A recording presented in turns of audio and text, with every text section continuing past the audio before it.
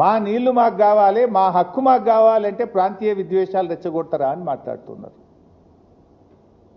ఇప్పుడు మేము అడిగింది ఏంది భయ్? మా బతుకుదెరువు, మా ప్రజల బతుకుదెరువు, మా భవిష్యత్తు అని మాట్లాడుతున్నాం. మా భవిష్యత్తు గురించి, మా ప్రజల గురించి మాట్లాడకపోతే తప్పు, మాట్లాడితే తప్పు కాదు. ఎట్లాగూ రేవంత్ రెడ్డి అంటే మాట్లాడాడు, కానీ తెలంగాణ సాధించిన పార్టీగా కేసీఆర్ నాయకత్వంలో పుట్టిన ఈ గులాబీ జెండా తప్పకుండా ప్రశ్నిస్తుంది, తప్పకుండా మాట్లాడుతుంది. బతుకుదెరువు గురించి మాట్లాడితే కూడా ఇది ప్రాంతీయ విద్వేషాలు రెచ్చగొట్టడం అని మాట్లాడొచ్చునా? మరి నేను ఒక విషయం అడుగుతా, లోకేష్ గారు, మీ నాన్నగారు వెనకట బాబ్లీ మీద కొట్లాడిండు, మహారాష్ట్ర మీద. కర్ణాటక ఆల్మట్టి ఎత్తు పెంచుతా అంటే దాన్ని కూడా వ్యతిరేకిస్తూ అనంతపూర్లో పోయి కొట్లాడిండు మీ నాన్నగారు. మరి మీ నాన్నగారు బాబ్లీ మీద కొట్లాడినా, ఆల్మట్టి మీద కొట్లాడితే అది కూడా ప్రాంతీయ విద్వేషాలు రెచ్చగొట్టడమేనా? ఆ రోజు మీ నాన్నగారు కొట్లాడింది కూడా ప్రాంతీయ విద్వేషాలు రెచ్చగొట్టడమేనా? ఇప్పుడు తెలంగాణ కాంగ్రెస్ ఎంపీలు మొత్తం కాంగ్రెస్ పార్టీ ఒక అడ్జర్న్మెంట్ మోషన్ ఇచ్చి పార్లమెంట్ స్తంభింపజేస్తే కడతారా?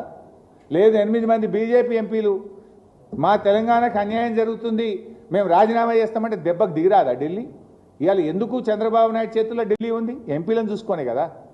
మరి మన ఎంపీలు నిర్ణయించుకోవాలి. మిమ్మల్ని ఎంపీలు చేసింది తెలంగాణ హక్కులు కాలరాయడానికా, తెలంగాణ హక్కులు కాపాడడానికా?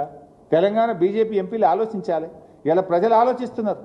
మనం 8 కాంగ్రెస్ని గెలిపిస్తేమి, 8 బీజేపీని గెలిస్తేమి, ఈ 16 మంది మౌనం వహించబట్టే చంద్రబాబు నాయుడు ఇవాళ ఈ ప్రాజెక్టు అన్యాయంగా కడుతుందనే విషయం ఇవాళ తెలంగాణ సమాజానికి అర్థమవుతా ఉంది. సో సిడబ్ల్యూసీని ఒప్పిస్తానే ధైర్యం ఎక్కడిది మీకు?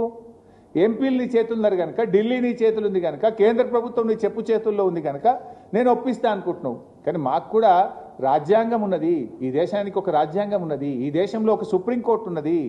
హక్కులను కాపాడడానికి సర్వోన్నత న్యాయస్థానం మీద మాకు నమ్మకం ఉన్నది.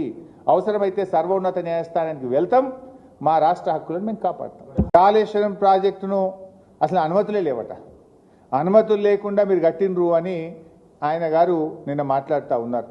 కాళేశ్వరం ప్రాజెక్టుకు అన్ని అనుమతులు ఉన్నాయి. ఇవి కాళేశ్వరం ప్రాజెక్టుకు బీఆర్ఎస్ ప్రభుత్వం సాధించినటువంటి అనుమతులు.